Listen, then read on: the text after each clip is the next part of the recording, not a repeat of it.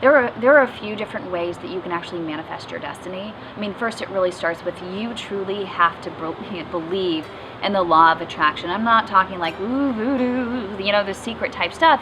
It's just truly making a conscious decision as to what feels right for you, because if you think about it, what truly drives you to do something? At the very foundation, it's the feeling.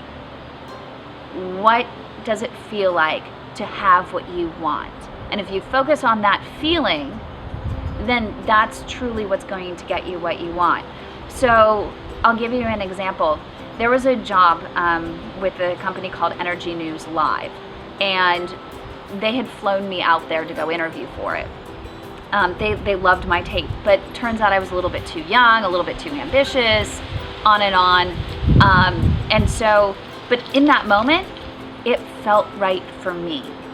That whole experience and being there, I felt happy. I could see myself standing in the middle of this trading floor like Maria Bartiromo does, on the NYSE, except doing it for Energy News. It felt amazing to be right there. And in that moment, I knew in my heart of hearts, this was my job. And when they told me that I wasn't right for it, it just wasn't sinking in. I was thinking, no, I have to get this job. This is my destiny. And so I remember distinctly on the way home, I was talking to this woman about the most amazing experience that I had being in Tulsa, Oklahoma. I didn't focus on what the guy had told me, which is I wasn't right for the job. I focused on what it felt like for me to be there and to have the position and to be the Maria Bartiromo of the trading floor. I'm like, imagine that. How amazing of a feeling is it? So when I got back and I landed, I was like, what feels right for me in this position? If I have this position, what would I be doing? And what I would be doing is creating an Excel spreadsheet of every single energy company that is publicly traded, all of the analysts, all of the contact information, not only for the analysts, but all of their PR people and their websites and every single company that they cover. And so I literally made a list of nearly 1,000 companies, everything that was not just a general energy company, but every company that could even be related or affiliated or be a vendor or a client of an energy company. All the analysts that were coming from, their ticker symbols, everything.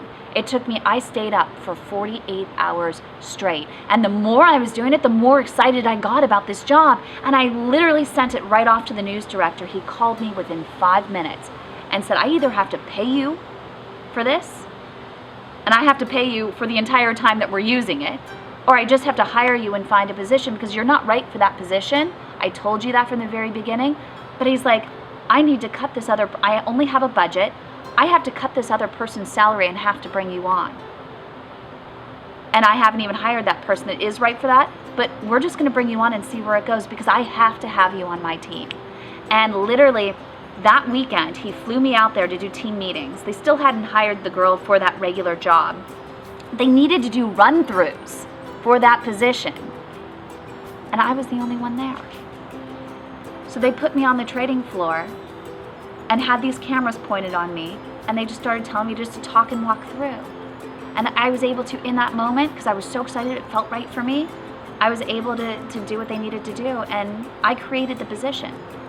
I became their leading. I didn't get to sit at the anchor desk with the main anchor, but I owned the trading floor that I wanted to own.